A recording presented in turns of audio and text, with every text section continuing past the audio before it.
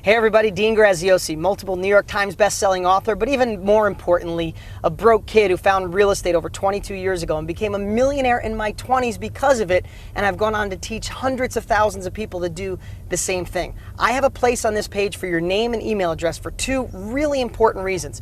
One, I've created the best training I've ever put together in my life to show anyone how to take advantage of this down market and put money in your pocket. I don't care if you're broke and in debt and never thought about real estate, or you're an investor that wants to go the next level. You need to put your name and email address and be ready to be blown away. Secondly, just for entering your name and email address and watching my training videos, one of you is going to win one of my investment properties. $65,000 is what Zillow says it's worth. It's rehabbed and rented for $750 a month. Somebody's going to get the keys. No catch, no strings, no kidding. And lastly, I produced a video that shows my life, well, if I didn't do something different, if I didn't take action with real estate. I'd like to show you that right now. But at any time, put your name and email address, and I'll see you on the other side.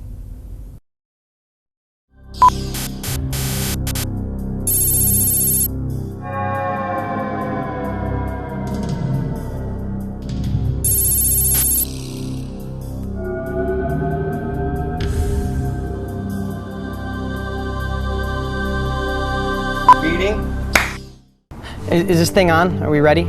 Yeah, I guess I'm getting paid $100 for some alternative lifeline or something. Hey, I could use the $100. You know, they want me to tell my story real fast. I mean, it starts pretty much in 7th grade. I was in, special reading. Mrs. Thompson, she used to call me dumb pretty much every day, but they weren't so smart back then on dyslexia, and she thought I was dumb. Maybe I was, I don't know. But, in the early 90s, I think I had a shot to really do something different and maybe not be a mechanic. Not that being a mechanic's bad. I was going to get into real estate because I saw all the people in my little town with money were in real estate. So I got excited, but then my sister, who I trust, she sat me down and she said, Dean, stop being a dreamer, stick with what you know. But I'm a little stubborn, so I went and got a book anyway. And I started reading. I was pretty excited about real estate, but then my dad saw the book and he sat me down. It was pretty similar, except he said, those people started with money and probably a college education, and you don't have money. You can't do it. But I have to tell you, I was still a little bit on the fence, but then I saw all the news. We were in a down real estate market. I mean, you look at, I kept this through the years. This is an actual New York Times from the early 90s. It said, big slide in housing prices, latest worry on Wall Street. And they were all over the headlines. So that's when I decided to stick with what I knew. Life's not that bad. I've gotten some raises through the years. I had really good health insurance, but my boss, who's in the other room right now, things are tight, so he had to take back the health insurance.